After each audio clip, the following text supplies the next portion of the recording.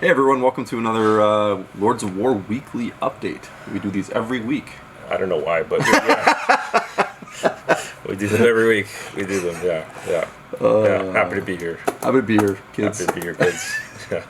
We're not like fully matching today, actually. No. I've got jeans on today. Yeah, he's actually dressed up, if you can believe it or not. Yeah. Who are you trying to impress? This is nobody. Yeah. This is the wardrobe of a man with two small children. It's mostly sweatpants and a very small rotation of clothes because everything else is. You do this too? Ruined. Oh yeah. I was like, what are you doing? I was like, you don't smell check your clothes? Yeah. I think this is a guy thing. I was like, I did mostly a guy thing. Yeah. I also try to get multi-use out of them. Yeah. So first item on the agenda is always the wardrobe check. It's the wardrobe check. Talk about the wardrobe. So we got. It's not a huge release week, but there's a couple like small things that are pretty cool and exciting. Yeah. We got Warcry coming up for the old Games Workshop.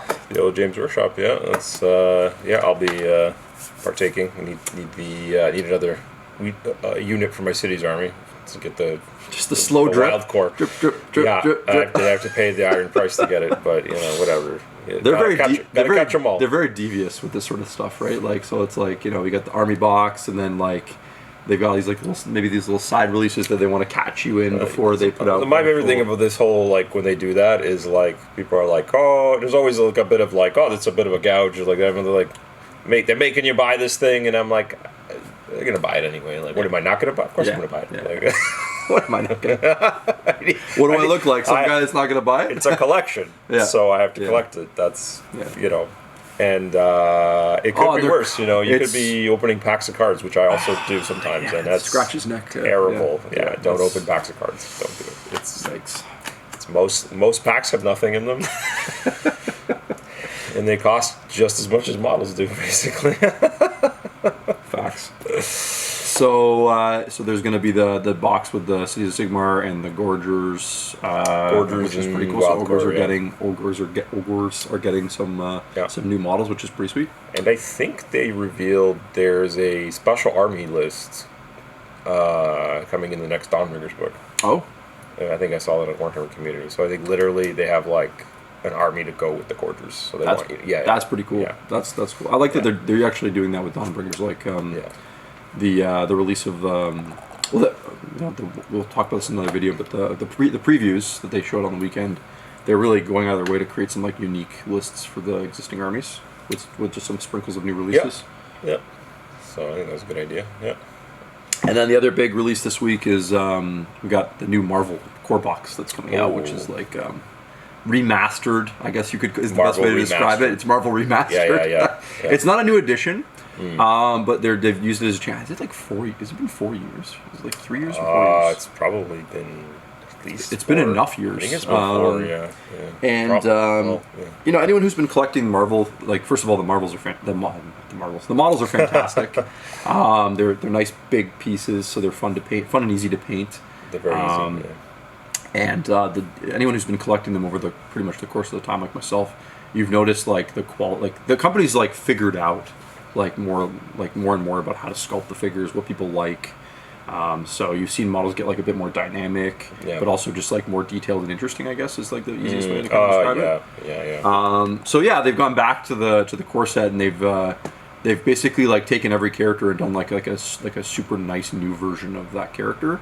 And they all have new rules and cards, so they're like completely different from the old ones, which is kind of a neat way to do it. It's almost like Mark II. Well, new rules and cards is like a new addition, really. Yeah. That's really the whole game is like, because the core rule set doesn't really need updating. No, it's a great just system. models need updating occasionally. Yeah. And that changes kind of like what they do on the table, and I mean the core box has all the iconic models in them. So and there's like a typical exactly, and it's a typical America box from this company is like it's just absolutely jammed full of like terrain. And now, like mini hot take, would you have put the same models in it as the previous box? Me? I'm asking the guy with a shelf full of Marvel models or whatever. He certainly is more qualified than I am to. No, I don't think I'll caveat that with like obviously I think the box is awesome and I want it, but No, I don't think that was the right move. I think you gotta like completely redesign something from the ground up. It's like there's your chance. There's a chance to put something else in it, man. Right. Like, I mean, there's lots of amazing things they could have done. I mean, based X-Men comes to mind. Yeah. Based on like Marvel, like Crisis Protocol, like trends and like what was booming. It's they probably should just put like 5 Spider-Mans and 5 different X-Men. Just fill it with It should be Spider-Man characters versus X-Men, basically. Yeah, and what's interesting about like what characters people like the most? Obviously, these play heavily on the movies. Yeah. Which I understand why they want to tie themselves to that. Like, it's a very strong brand. But like, it's funny, like if you're a fan of like comics or like TV cartoons growing up, which characters you like has a lot to do with the generation that you actually live in. So if you're like Jay and I's age, if you're like kind of in your 30s, maybe like 40s. Really early 40s, yeah, I know. You're probably more of an X-Men Spider-Man kind of fan. Yeah. And if you're a bit older than us or a bit younger than us, you're probably like more into that, like Avengers and stuff. Right. Although Spider-Man kind of like is across the board like one of the more favorites, and they kind of do a good job with him like every generation. But like, yeah, so it's kind of interesting like to see that. So you have like different types of people that have like different favorites. So it was kind of interesting they went right back to the Avengers again. But it's the safe choice, I guess. Yeah. They're good.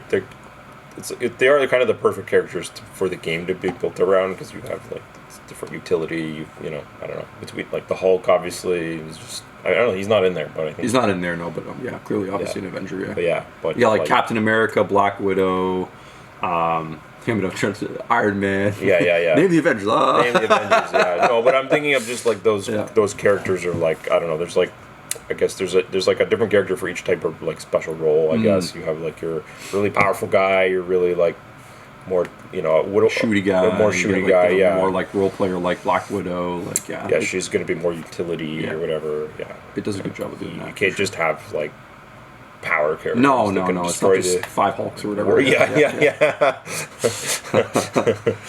Yeah. So anyway, that's coming. That's good. Yeah. So that's exciting. We'll have that in the store this week. Did they change anything else? I guess it's like new terrain too and stuff. Brand new terrain. Yeah. So it's like kind of cool. So like if you buy it, like you're not getting duplicates of anything. There's like still a lot of incentive to get one, even 100%, if you have an original one, because like you said, the new cards, new sculpts are just fun to paint, and then new terrain and stuff. So that's good. I mean, obviously it's going to be in the same caliber as the Shatterpoint starter box, which is incredible. Like, they've like the boxes is like so nice. It's like this thick, and it's just like when you open it, it's one of those things like it's like a puzzle that you can't put it back together once you've taken it out, because like you're like, how do they fit this all in this box? It's literally like squished in. No, but it is kind of lavishly packaged, like the way the inserts, the layers and everything. And like I remember in the Shatterpoint box, they had it's like a tiny dumb detail. There's like a little double-sided like art card. It's not an art card, but it's basically like a background, so you can take pictures of your minis.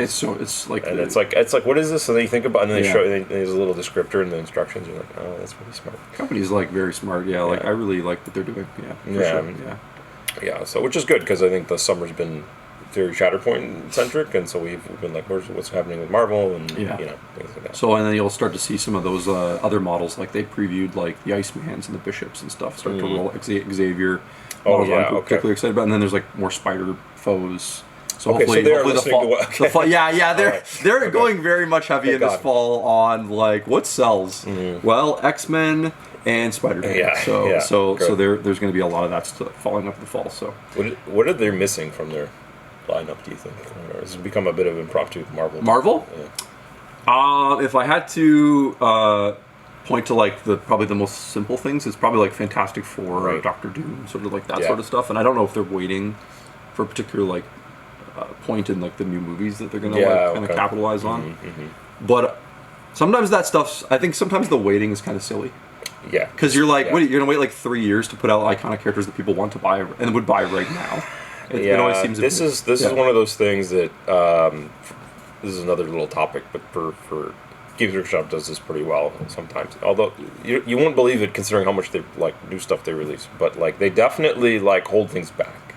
Yeah. Because they're like, to me, I always think of like the Eldar or the Craftworld Army or whatever. There's like they've had numerous units that have been asked for, like Aspect Warriors or whatever, and 1991. They're like, and they're like, "We'll give you one a year for the next 5 years," because like it's got a big range. It's already a beautiful range. Like if I think about it, like I'm like, yeah, most of it is already great. It's a lore appropriate choice. Okay, if you got it all at once, you'd have a big party, and then you'd create so much. So that's right. You have to drip feed it to you. You have to learn patience. So you have to stick to the path.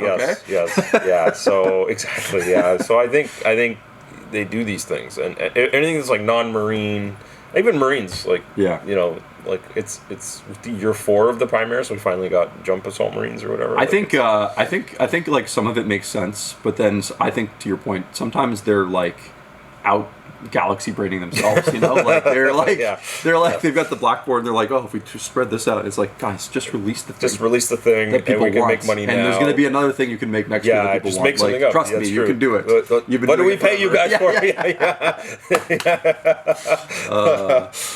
Yeah. Something that's also wild to me, and I only really appreciated this through some of their Games Workshop would sometimes sell these like art books, which are like basically some of their sculptors and artists would have like their known guys. Like the guy who basically made the Space Marines in the Eldar, just Goodwin or whatever. He's got like this book, and you're looking through it, and there's a sketch of something. So I remember there'd be like an art got released last year or 2 years ago or whatever. The sculpt, and you're like, oh, this looks really cool. And then you're like, wait a second, he drew this in like 1996. So they have this like crazy repository that we're not aware of, that they can just like pull stuff out of at will. 100%. So again, so why wait? Just release the damn thing. Exactly. You guys have you guys have employed certain guys for like 30, 40 years, and all they've been doing is just been strapped to their chair and just been drawing for you So just make it. Yeah. Just give us everything. And less Forgeworld, please. Just make it. Less Forgeworld, just in general. Yeah. So the last thing that's coming out this week that's some kind of like big significance is there's like a new D&D book. It's a 3-book set. They seem to like to do this every like holiday season. So there'll be like a hobby cover version, which only like more stores like us can get, and then there's like the normal version. This all kind of has to do with like the exploring like the multiverse or universes beyond. So it's just kind of a lot of wacky, new, different content. So so if you're looking for something different from D&D, that'll be there. Get your alt covers when you can, because they're and they do a super good job with this. Like every company did this. I really do. Like it's a neat way for the company to say, look, we understand that like you kind of hate us for selling direct on Amazon. But look, we did something just for you, so it's okay, right? Mm-hmm. For you. Yeah, for you. Yeah. So but they do knock those out of the park. There's like the Fandelver Below one was like a textured green cover. It was which was different too, because like usually they kind of have like a certain, I don't know what you call it, but just nice art, like shiny foil kind of art thing, like a softish cover. It's a hard cover with like a kind of a weird, like, it's hard to explain, fake suede thing or something. I don't know. And they were doing that for a long time. They're still very nice, but like this was like, no, we're going to do something completely different, which is good. It's nice, Yeah. But and they cost the same as the regular copies. Exactly. It's just kind of a cool thing we get only. So, what did you do any hobby this week? Oh, this week was bad. This week was still painting the same 5 nights or whatever. But I'm very close. Very close. It's like, it's one of those things where you're just pittering, and nothing's happening, and then eventually it'll just be like done. So I'm going to try and maybe my goal is for the next week's video to be like, no, I've done those or whatever. So you can't. Now that you said very close, you can't say very close again. So no, I can't. I can't say very. You've burned that. Very close. Yeah. So I have. I'm basically finishing. So like again, some people ask me how I like batch paint things, and often it's like by color, basically. Mm-hmm. Like, so the first thing I do is like, it's not that, what do you call it? It's not that advanced. I just base coat all the models. Like, you're just slamming the colors where they're supposed to go. And I literally base coat and wash these models like anyone would.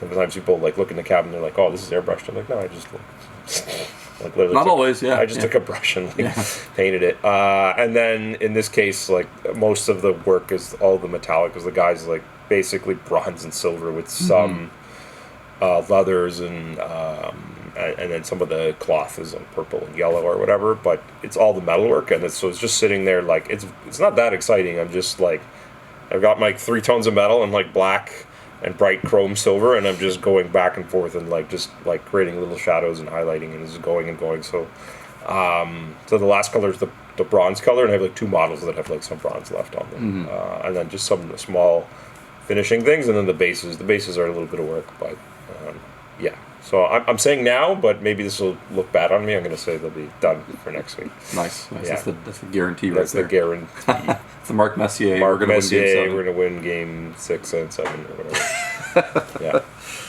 Yeah.